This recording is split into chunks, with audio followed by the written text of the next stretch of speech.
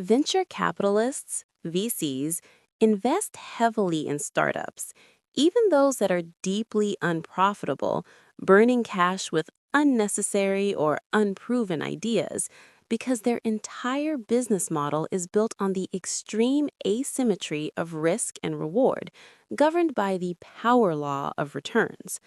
Unlike banks or traditional investors seeking steady, predictable gains, VCs operate in a high stakes environment where most investments fail. Often 70 to 90% of portfolio companies lose money or return little or nothing, but a tiny handful of massive winners, the unicorns or home runs, generate returns that dwarf everything else, frequently returning the entire fund multiple times over or more. This power law dynamic means one breakout success, like an early investment in Facebook, Google, Uber, or Airbnb, can produce 100x to 1,000x plus returns, easily offsetting dozens of total losses.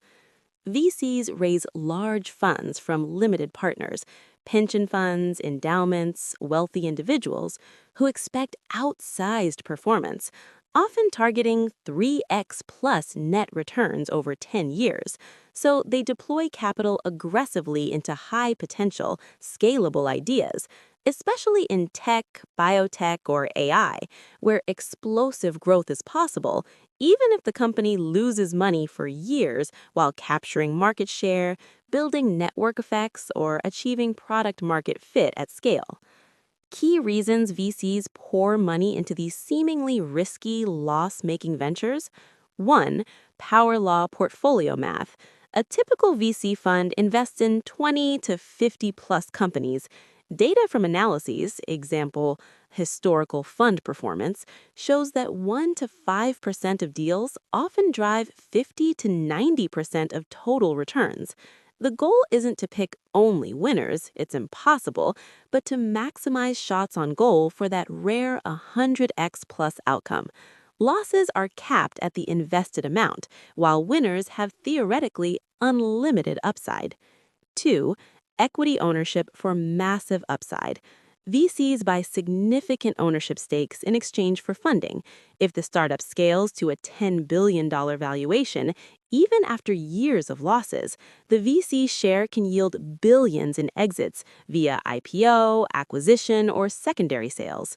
This justifies funding moonshots, or ideas that seem unnecessary now but could dominate future markets. 3. High risk tolerance baked into the model.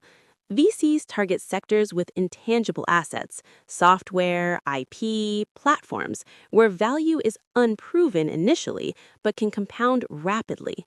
They accept high failure rates, e.g., 75 to 94% of startups fail broadly, though VC backed ones have slightly better odds due to vetting, because the economics work. The few successes more than compensate. Funds are structured with a 10-year horizon, giving time for winners to emerge. 4. VC validation and signaling. VCs conduct intense due diligence on teams, markets, traction, and defensibility. They only invest in ideas with massive addressable markets, often $10 billion TAM, and strong founders. Even if the business model is unproven or the company is losing money, the bet is on execution potential, not current profitability. Many unicorns, e.g., Amazon, Tesla, bled cash for years before turning profitable. 5. Fund economics and incentives. VCs charge management fees, typically 2% on committed capital for operations, and a carried interest, 20% on profits above a hurdle.